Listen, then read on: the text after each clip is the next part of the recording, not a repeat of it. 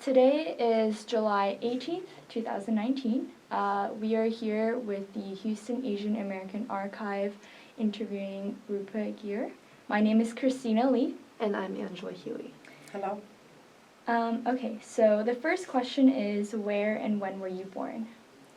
So I was born in a small town called Kanpur in Uttar Pradesh in India, and that was in September 1951.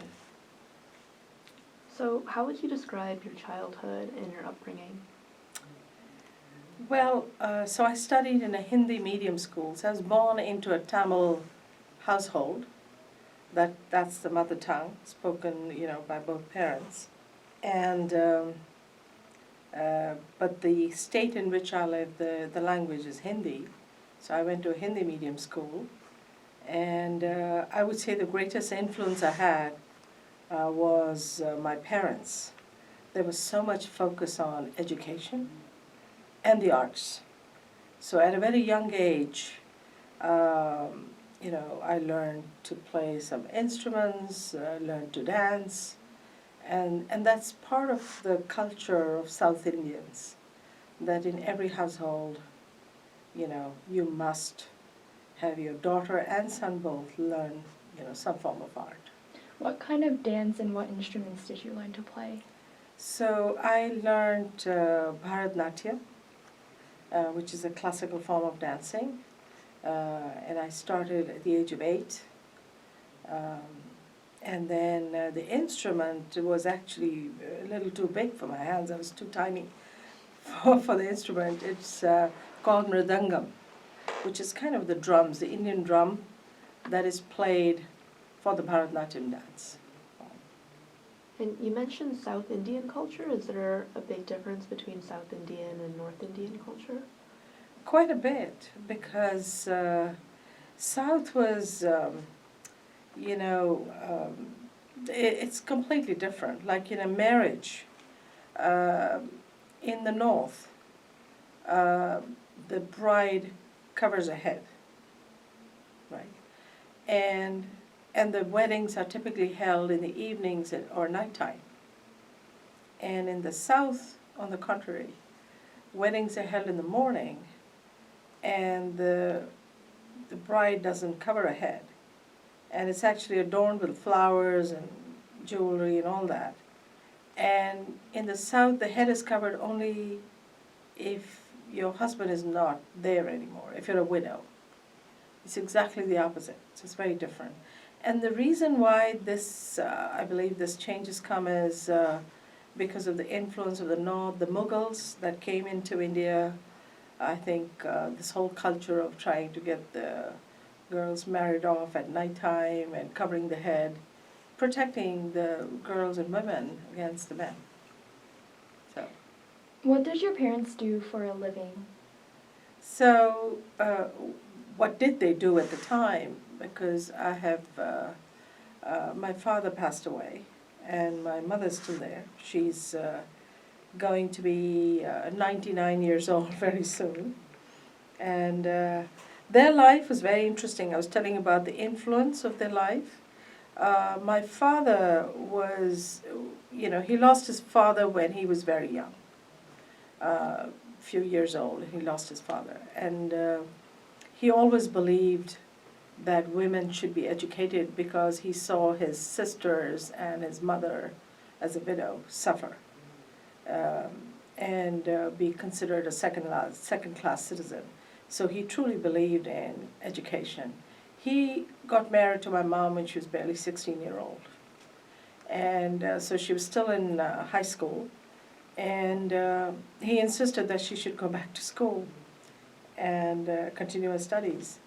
And the culture in those days was the women typically did not pursue studies, at least higher studies of any kind. So, but he said his wife has to be educated because they're a team. And if anything were to happen to him, his wife would be able to, take care of the family. So even though his mother said she will jump in the river, and commit suicide or whatever, there's a river in South India called Kaveri, And she threatened my dad, saying, I'm going to jump in the river Kaveri. And he said, Mom, I love you very much, but, my wife has to get educated. So it's absolutely fascinating. She had 4 daughters. And with each daughter, she stayed home for about 3 years. And then went back to school. So she finished double masters in the end. And she's an educator. So my dad's a scientist. And, he was a chief scientist for the government of India. He reached that role. And my mom was an educator. And was it very unorthodox at the time for women to be educated like that? Very unorthodox. And she was kind of very much, both my mom and dad were, way ahead in their time, because my mother loved, ballroom dancing. She loved the waltz and the tango, and, and she learned to dance, and, so. And my father gave full encouragement. And she herself got scholarship and left, the kids at home and went on her own to UK, to Leeds University and specialized in phonetics. So got a scholarship from the British government. So it's very unorthodox. Typically, women don't do that. And that's in the generation that is not mine, but my mom's. Yeah. Besides a respect for education, what other values did your parents instill in you and your siblings? So that's very interesting. My dad initially was an atheist, but I think he came to believe there is some power. We do not know what the power is. And he truly believed in the goodness of humanity, that you have to do good to others and respect others and have the integrity and honesty. I believe that was the main education to us of the value system that was brought. So we had folks who were working in our home, but they were given a lot of respect. And if I had any kind of an argument with them, it was always that they were right and I was wrong. And so they got the support. And he made it very clear that they work hard for a living. And so I need to respect that, because I was just, using the resources at home, that my father provided, but I wasn't earning for it myself. But these people were earning, so we needed to respect them. And you have a few siblings. What are their names, and what is your relationship with them like? So I have 3 sisters. And like I said, my dad's a feminist and always believed that, women should get educated and so on. So the culture at home was that you're going to get educated, you're going to get a job, get settled financially, and then you'll decide who you want to get married to. That's also very different from a typical family back then in India. That was not the case. And that's what they believed in. So because of that, all 3 women the siblings are very high achievers. My eldest sister became the first woman CEO in India. Her name is Reena, Dr. Reena Ramachandran, the very first, CMD of a company. And then my second sister, her name is Julie Sani, and she's in New York. And she studied, town planning and architecture in Columbia. But food was her passion, always. And so she decided to go into the food world and used to write for New York Times, food critic, was writing for Bon Appetit Gourmet, is a chef and a cookbook author, and kind of a celebrity.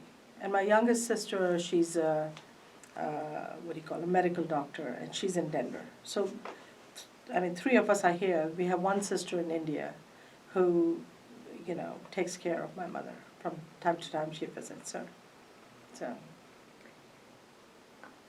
For our transcript, can you spell their names, just so we have the spelling correct? Sure. So your eldest sister, can you spell her name? Right now? Oh, yeah. So it's Reena, Reena, Mm-hmm. and it's Ramachandran, so it's Ramachandran. And then your second sister? The one immediately next to me, I'm the third in line. She's Julie, and the last name is Sahni, Sani. And the youngest is Chitra, Chitra, and Gopalan, Gopalan. Thank you. Next, what was your favorite subject in school growing up? So I loved, when I was in high school, I just loved geography. So anything to do with Earth. And that was because the teacher inspired me. And in that time when I was graduating from high school, physics was the top choice, in college. And I had the grades to get into physics honors. And since my dad was a scientist and very knowledgeable, generally about subjects, and I'm very lucky to have that kind of guidance. So he told me that, why don't you do physics honors? And if you really want to do geology, then go ahead and do geophysics later on. So that's how I ended up with geophysics. So at what age did you decide that you wanted to study internationally in other countries? So I was, at the time, I was in my 20s, and I just finished my master's in geophysics at the IIT Roorkee, and then there was this opportunity to apply to the French government for a scholarship, because we come from a middle-class family, so we couldn't afford to, pay for studies overseas. So I applied for this scholarship, and I got it, and I went to France for my PhD.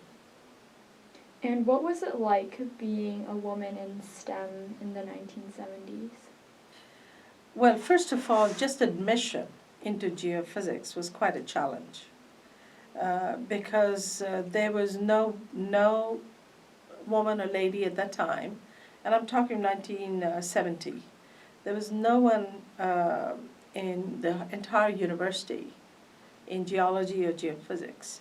And the reason was that these subjects require field trips. And if you're the only girl, they're all male professors and male students, and you go on a field trip to go to different mines or whatever, you stay in small little towns, and you'd have one large room with your backpacks, that's where you are sleeping. So what do you do if there's this one girl amongst all these boys and men? So the university had a policy that they would not have girls or women at all. And so when I applied, I had to actually fight for it, and my father supported me. And then that's when they made the first exception to the rule, and they had one of the professors' wives then come along as a chaperone on those trips. Wow. So that was a challenge. I mean, just right from the beginning, to get into college, that was one thing. And then, of course, when I joined later on at work, it was the same thing. The oil and gas field is primarily, and those times was primarily male-dominated.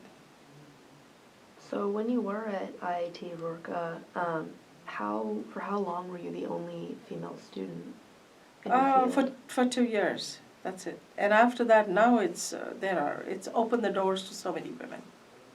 Yeah. And what was The very next year, someone applied. There was another one girl, but now, of course, there are many, many more women students. What was your experience like when you were the only female student for 2 years? I thoroughly enjoyed it. It was, there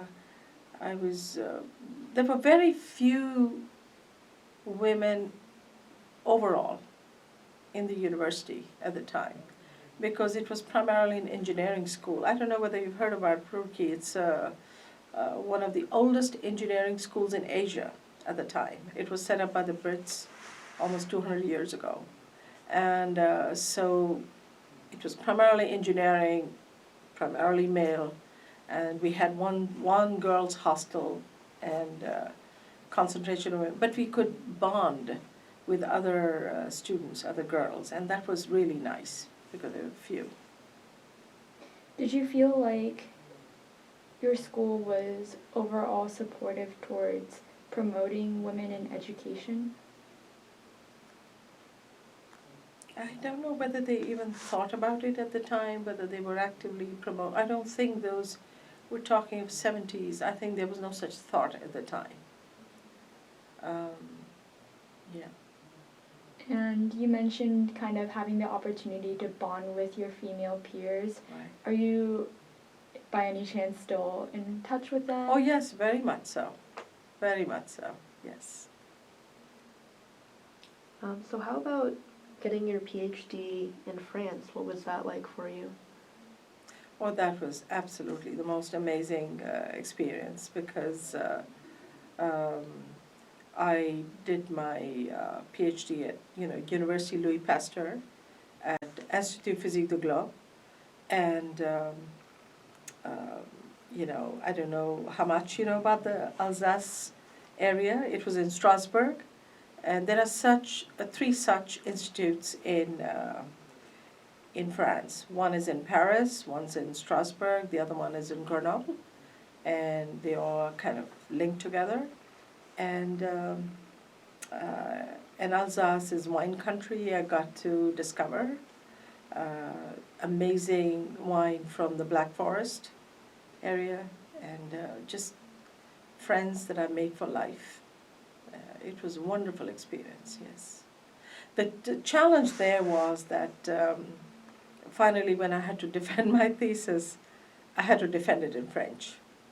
So that was quite a challenge, but I did it. Did you learn French before you moved to France, or did you kind of pick it up while you were there mostly? So that's a great question. So I did study French at the Alliance Française for many years when I was in Delhi. And that's because I just love the language. And that's how I was, drawn towards applying for a scholarship to go to France. So I knew reading, I could write, but I couldn't speak a word. That's how typically it is, unless you're there in the country yourself. But when I arrived there, I knew all the grammar and so on, but I could not speak. And that, just to stay there, then allowed me to become fluent in French. So you already knew Tamil and Hindi, and you learned French. What other languages do you know, and how did you pick them up? So after my PhD, I came to the U.S. After that to Columbia, South Carolina for some postdoc work, and but I wasn't there too long, and I got this opportunity to work for Schlumberger in Houston, and I chose that simply because every month I would be traveling to Paris, for liaison work. So I was,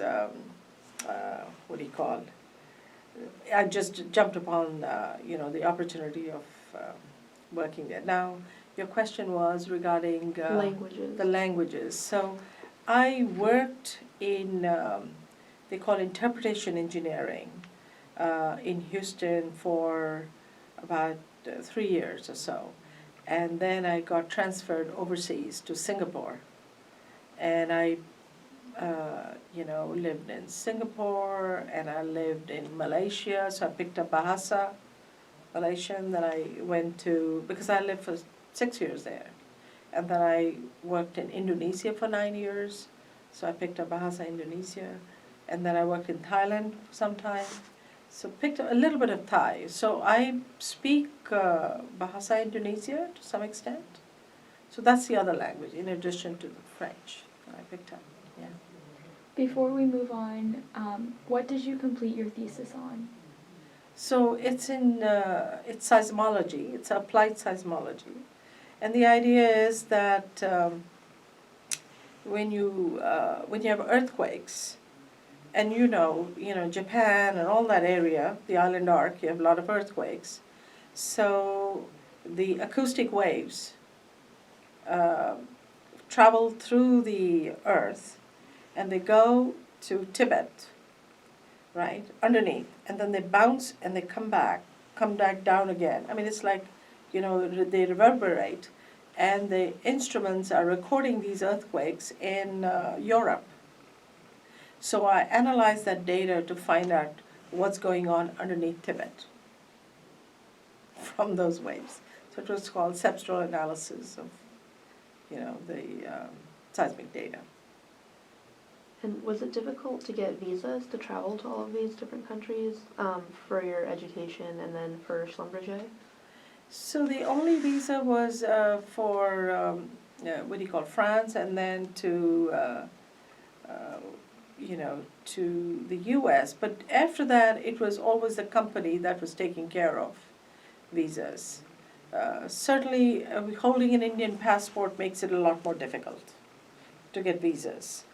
And there is a certain approval time that it takes. But I didn't have to worry about it because it was taken care of by the company. Yeah. And what are your everyday responsibilities at Schlumberger? I've spent almost 30 years in the company, so I've gone through many different kinds of jobs. And obviously with every job, the responsibilities are different. So my initial part, when I started out with them, I was writing interpretation software for their downhole tools or measurements that they make in a well. And since, like I said, my PhD was on seismology, seismic waves, so I started off in that, acoustic waves, so acoustic tools and vertical seismic profiling, and writing interpretation software for the measurements that are going to be made. Just to give you an example, that in the vertical seismic profiling, you make a big bang on the surface, so either through a dynamite or you could vibrate the soil, and then the waves are sent down, and then they get reflected at different layers of the earth, depending on the changes of density that you have, different rock, and they come back up, and then you're recording it in a well. So you're putting geophones in a well, and you're recording these. And with this, you can actually find out as you're drilling that what is happening ahead of the bed, ahead of the drilling bed. So are you going to encounter overpressure zone? Is a possibility of gas down there? So that was one of the things that I did, yeah. But it was many, with Schlumberger, it's an amazing company to give you opportunity to grow and develop. And particularly, I think it's one of the best companies to work for if you're a woman, because I think they value what women bring to the table. So I had the opportunity to represent Schlumberger, and we had a meeting organized with the focal point of women, for women at the UN in New York. And they had women from all over the world who came in. And the whole idea was to get the member states to endorse that how important hiring of women was, what are the practices, best practices, so on. One is hiring, the second is retaining, because the problem always happens that, either when they get pregnant or when they are older, they have older parents, that's the time they have the maximum stress in their life. And but the whole idea behind this was to show that it's worth it because they bring so much value to a company in terms of negotiating skills, in terms of loyalty. And they're not that concerned about money and compensation. I think they want more position, respect, value, and to be valued. So. You mentioned that the oil and gas industry was very male-dominated when you first joined. What was that experience like, and did you ever feel that you faced any particular difficulties because of your gender or because you were originally from India? I did have difficulties, and that would happen. I guess it's not necessarily Schlumberger. It's just general oil and field because there are very few women. And so I came across some folks who believed women should be only in research or at home and not in operations. So when I moved overseas to these various positions, it was in operations. And again, it's so good when you have a mentor in the company who looks out for you. And this particular mentor, I was very young. I had just transferred from engineering in Houston to overseas, and he believed that I would succeed. He had faith in me. So he said, you know, I will cover the salary in this particular division and for 1 year, and I want you to see how this pans out. And then, you know, after a year, the division manager became my greatest supporter. So, but you have to work almost twice as hard to prove. But, you know, I believe that women really do bring value. Yeah, In terms so. of the upper levels and upper positions of the company, Right. do you think that there are more Indian Americans or women or people of minority populations? Do you think they're more represented in higher positions now than before? No, I think there's a lot that remains to be done. It is more than before, but I think it's truly, I think there are some Scandinavian countries that are very advanced, and they brought a lot of women to the board level positions and in high levels of management, but the rest of the world really has to catch up. And you have one child, correct? Yes, I do. What was it like what was it like balancing motherhood with your career? So that's a tough question in the sense that a tough phase to go through when you have a child, and you are, if you're very committed, dedicated to work the way I was, because I worked on every weekend and you know after work stayed late because I did not distinguish between my personal life and work. It was my work was my life. And so when my son was born, I used to travel a lot because I was traveling to all different countries. And then I would come back with a gift each time, you know, to make him, he was a little baby, and to make him happy. But then I realized very quickly that we were actually kind of growing apart in the sense that my son would look out for me for the gift, but then that connection wasn't there.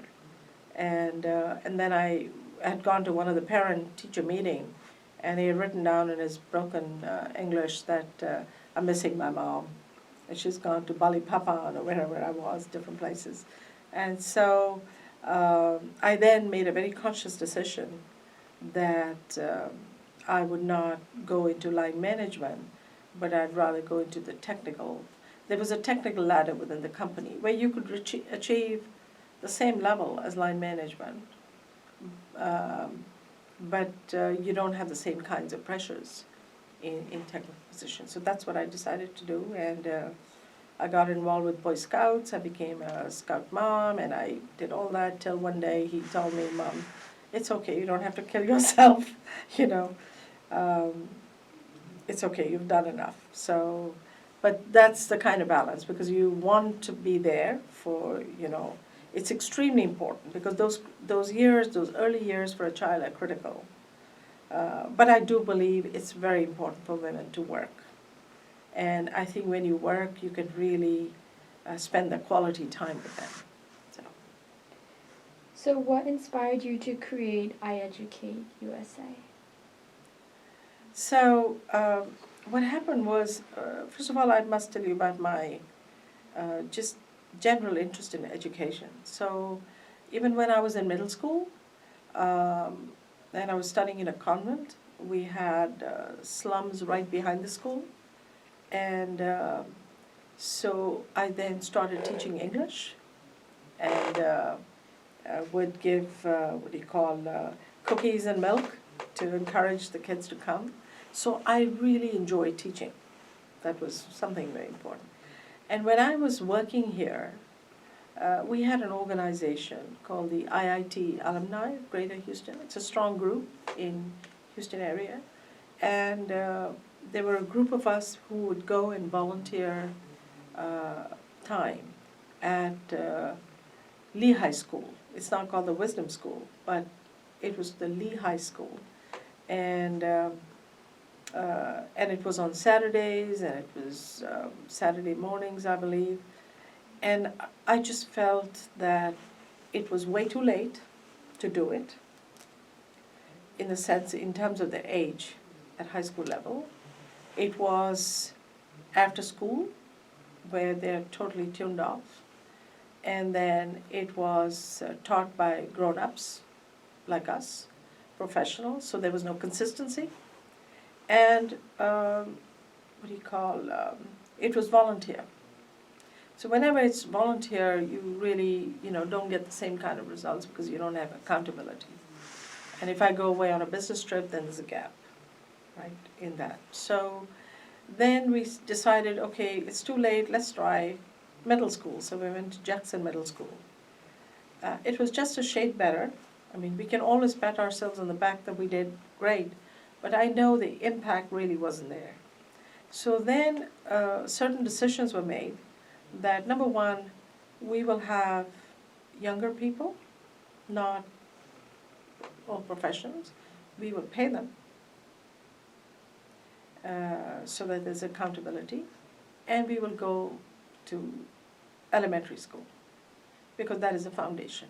So by the time, by third, fourth grade, kids already have decided whether they love math or they hate math.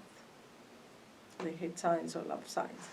That's the age when they actually, have their mindsets that are set. So it's important to have mentors, especially from engineering schools and sciences, to be there in the classroom. So these are young students who are still studying, who are there as mentors and role models to, co-teach these elementary school kids. And the money that they get helps them pay for their own tuition. And these college students come from very similar background. So they're able to relate to the kids. And so that's how this whole iEducate program started, with one school, and we saw incredible results. We saw how the general passing level increased. So at the school where we started, it was 100% 2 years in a row. And the kids, this is 5th grade math, and then the other thing was that they, the advanced level went to almost half, 48% of the kids were graduating with A's in 5th grade. But as we moved on to other schools, we gathered more data. We discovered within the first 2 years that reading was critical. So earlier on, our focus was just math and science. And we were starting at 5th grade, then adding 4th grade, then adding 3rd grade. So now we believe very strongly that reading is critical to the success of the child's future. So by 3rd grade, if they're not able to read, then they have 4 times more likelihood of not graduating.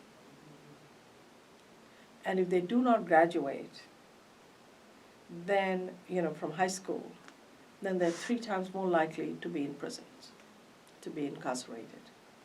So it is so critical. Reading is so important. And to provide basic equity,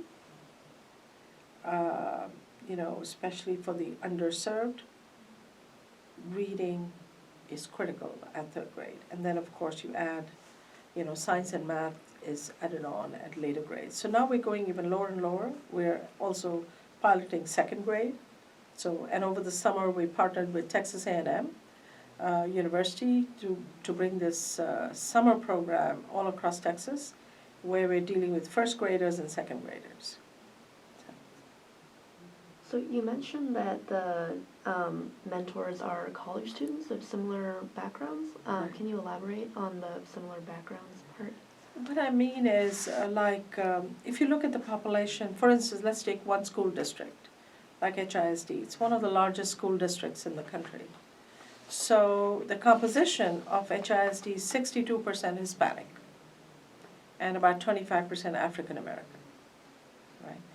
And the rest is, so that's already 87%, and then the rest is the other groups. So we hire accordingly. If you look at the composition in the colleges, it's very similar. You have many Hispanics, you have African Americans, and so on. I'm talking of all the public colleges. So those are the kind of students they have struggled, they have made it, now they're in college, and they're fantastic role models for these elementary school kids. So. And so how do you go about the process of kind of advertising or recruiting college students for iEducate and then training them later on as well? So, the program has evolved over the years since we have learned from it and evolved. So what we did initially was first work with professors that we already knew and said, can you find us your best students? And that's how we got them. But as we were scaling up, so we, from HISD, we added KIP and Spring ISD, and then Olive and Aldine, Alif and Aldine. Mm-hmm. So with these school districts, we have to find a way of scaling up and getting really a pipeline of these college students. So it's through relationship with the deans of the universities, where we go and talk to the chair. They believe in it. They have assigned somebody in charge to help recruit to get. So we used to do career days and go and talk to them, but that is not as effective as actually working directly with the heads of universities. Because if they buy into the program, then it's good for their students. And we also offer professional development or advice to these college students as well. And what is the training process like for these? So the training, it's now very well defined. There's a orientation where they learn classroom management techniques, of how do you handle, and then they go through this whole video where they can watch another student teaching, and they gain knowledge from that. So there's a whole process of training orientation that has evolved now. And in what year did you found iEducate? It was 2013. Yes. And it was, actually, there was a big collaboration with Schlumberger. I had just left Schlumberger, and they gave the initial, seed money to get this started. Yeah. What other funding sources do you have besides Schlumberger? So there's another organization, you may also consider them like a seed organization because they gave the money right in the beginning. This is the IndoAmerican Charity Foundation. So they provided some funding. Then we have individuals, high net worth, we have foundations that are giving us money. So, yes. And we have also partnership with One Star Foundation, and we get 3 AmeriCorps fellows who work with us. So if, for instance, if a student has graduated and now would like to serve, in the community, then you can apply to the AmeriCorps, to be a AmeriCorps fellow, VISTA, and we are listed as one of the companies that offer that employment, so they can come and work with us. What would you say makes iEducate unique in the nonprofit world, and how would you say it's similar to or different from organizations like Teach for America? Yeah, it's actually very different from Teach for America. I think we have a conduit of college students who can go into Teach for America because they've gained the experience. Teach for America is when you've already graduated, right? iEducate hires these college students right from when you're a freshman. So you're studying and you're taking out, say on an average, 10 hours a week, and you're embedded as a teacher assistant or a co-teacher in an elementary classroom, right? So, and then, so you see how different it is from teacher. And then once you've done that, in fact, we have had some of our students who have graduated from college, who were our iEducate mentors. We call them CRM, or College Readiness Mentors. So once they graduate, they applied and got into Teach for America. And some finished Teach for America and now working in, school district. So many of our college students, develop a passion for teaching that they were unaware of, and then they, apply for a teaching job after that. So In one sentence, what would you say the ultimate goal of iEducate is? I would say it is to bring equity and to bridge the academic gap in a child so that he can really truly develop his full potential. And this is done through providing a mentor in a classroom. I would like to add one more thing. The system of education is still pretty much, the model is still the same as what it was 40 years ago. But the demographics have changed, right? And the economic structures changed. There are a lot more differences between the haves and have-nots, right? That gap has grown, the economic disparity. And then the social structures, social fabric has also changed. You don't have all the uncles, aunts, grandpas living in the same family, providing support, or just mentors in the family itself. So when you have all these changes that have happened, kids today need mentors. To me, this is a critical element, and I think that's what makes iEducate very unique. What do you think the greatest obstacle to educational equity in Houston or Harris County is? The greatest obstacle? I don't know whether it's, you would say obstacle, but I would like the leadership, and I think they are trying to move in that direction, which is to understand that every child, you have to measure the growth in a child. He's at level A and he goes to level B. And look at what the child's needs are. Because you cannot just think of schools solving all the problems. They cannot. Because if the child is coming from a home where the father is incarcerated, right? Or he's not had breakfast in the morning because they couldn't do it, or, and they don't see their parents. I mean, there are all these different reasons, and so we have to see what the child's needs are, the mental health of the child, the nutrition, all the other aspects.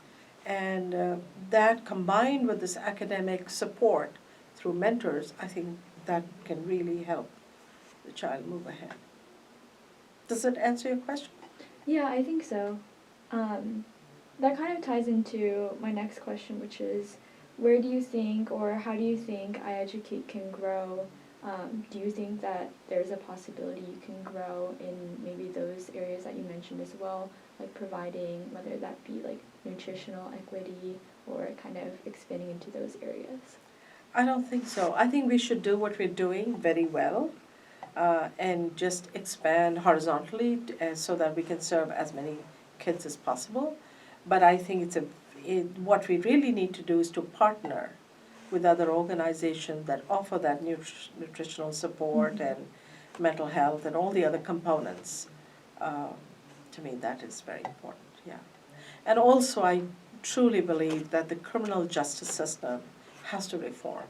And the way it is today perpetuates the problem.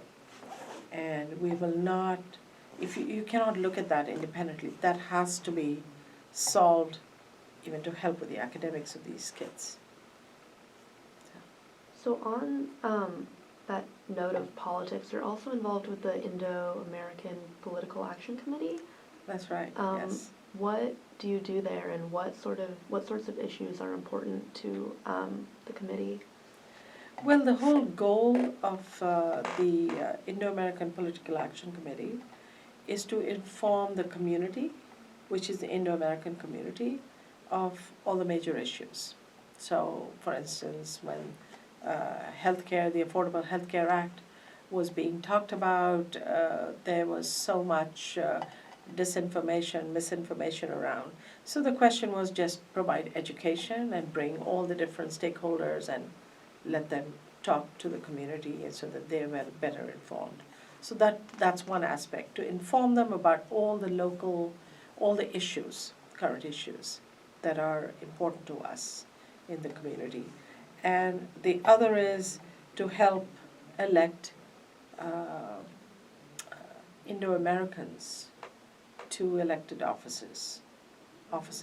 So the whole idea is, if you've got a young person, you'd like to help support them, by informing others or financially help fundraise so that they can run for office. I would say these are the two main objectives of the organization. Would you say that you've always been interested in politics or political activism? I've always, yes, I have always been interested. I don't say it's politics per se, but yes, there is a certain amount of activism that regarding issues that are so critical to us, like the criminal justice I was talking about. I truly believe that we have to make a difference. And it's only when people, get up and fight for it that you'll get it. And if you elect the right people who make the decisions and put them in office, then you will get, what's really important for the community. Do you think the Houston Indian American community is particularly responsive or civically engaged? Not as much as I would like to have. And I think that is generally true for Asians in general, that I don't see them as politically active. I mean, they're a very strong force. They're also in a certain economic strata that can make a difference as well. But somehow they're not as engaged as they should be. So, Why do you think that is? I think it's cultural. This has been going on for generations. Their focus is their family, their education. They don't look outside and see what's happening around them. It's just them, their family, and home. And that culture has to change. Would you say that you raised your son with the intention of helping him become civically engaged or engaged with activism? So, I have not, forced him to do anything. Everything was his own choice. I'm a vegetarian, and he decided on his own that he wanted to be a vegetarian. And he watches, what I do, and I think that certainly has an influence, because he, when he graduated from Johns Hopkins, he came to Houston, and he was working in a startup, which is a technology startup in the oil and gas field, but he was always helping me in the background with this nonprofit. And 2 years ago, he basically came on full time and started working with iEducate, and he's discovered this whole passion of working. So this is his discovery. certainly the opportunity came because I was already in it. But I think it's the passion that has helped to drive to all these different districts that we're in now. So that's because of his dedication. So that's what I'd love to see, more young people involved in, community-related activities for the betterment of the community. What is your son's name? His name is Arun, A-R-U-N. And so outside of your career, which is very long and very accomplished, what do you do for yourself in your spare time? Well, I'm like I said, I'm involved in a lot of community events. So I'm part of Samskriti that brings art and culture to Houston, kind of bringing the East to the West. So I love that. That's very enjoyable. I'm also, I was on the board of TIE. I'm a charter member of TIE, which is called the Indus Entrepreneurs. It's, again, a fantastic organization to help young people when they have a startup, to help them grow and bring their ideas to fruition. And I'm an angel investor in some of the companies. And yeah, so these are all these different activities. I mean, and then even within my neighborhood, there are always the issues related to what do you call housing, all the different issues related to the community. So I'm very involved with my own local community in Bel Air as well. And are you involved in any activism in India or in any of the other countries that you've lived in? So I don't know whether you'd call it activism, but and I'm so glad you brought up that question because that is very dear to my heart. So I'm on the board of an organization that is called All India Citizens Alliance for Progressive Development. It's AICAPD. And it's a very, interesting problem that when you have migrant workers coming to a big city, so they're coming from all other states, laborers who come in, their children don't go to any school. And they're in a way stateless, so they don't have the paperwork of the place that they're going to be in. And the builders don't have the responsibility to have schools for their kids. So, and this job is very transient. So they'll work on a construction project, and then once that is finished, they'll move to another construction project. So that continuity is not there as well. So someone who worked for my sister earlier in Delhi, in a management school, along with the help of a couple of us, he started this nonprofit called AICAPD, which is called the Innovation Mobile School. And the idea is it's focused for children of migrant workers. So the school moves where the kids move. What is the school? The school is basically the teachers. So if they're working in a particular establishment, once their project is over, they go to another place. Then the teachers will move to where the kids are. And so now I'm so pleased with it because there are several young men and women over there who wanted to be a teacher, wanted to be a doctor, wanted to be a policeman.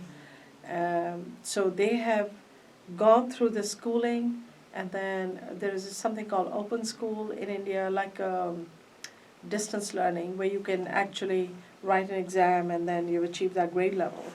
And so they have graduated from high school, and some of them are in jobs. And otherwise, prior to that, they were not working at all. They'd be selling vegetables or, going and helping their parents in the job. So that's the extent of what I do in India. And there's one more project I was involved with, which was basically raising money for Pratham. You may have heard of Pratham. And the idea is we have the IIT students in Roorkee, and working together with the professor, they did what they call the ASER survey, which is just to understand the level of reading. It's a survey that is done, and that was done by the students. That's all the questions I have. Thank you so much for your time. This was really, really inspiring and gave us a lot of insight into you. If there's anything that you'd like to add, I guess now's the time. Well, I can just add one thing. Mm-hmm. So I had the opportunity last year to be nominated and be an American Leadership Fellow, ALF, for last year. And that was an incredible experience of meeting all like-minded people. And that gives an opportunity to bring people together who are leaders in the community so they can do something for the common good. And that was just an amazing experience. So I came across some amazing people who are doing work. So. Thank you.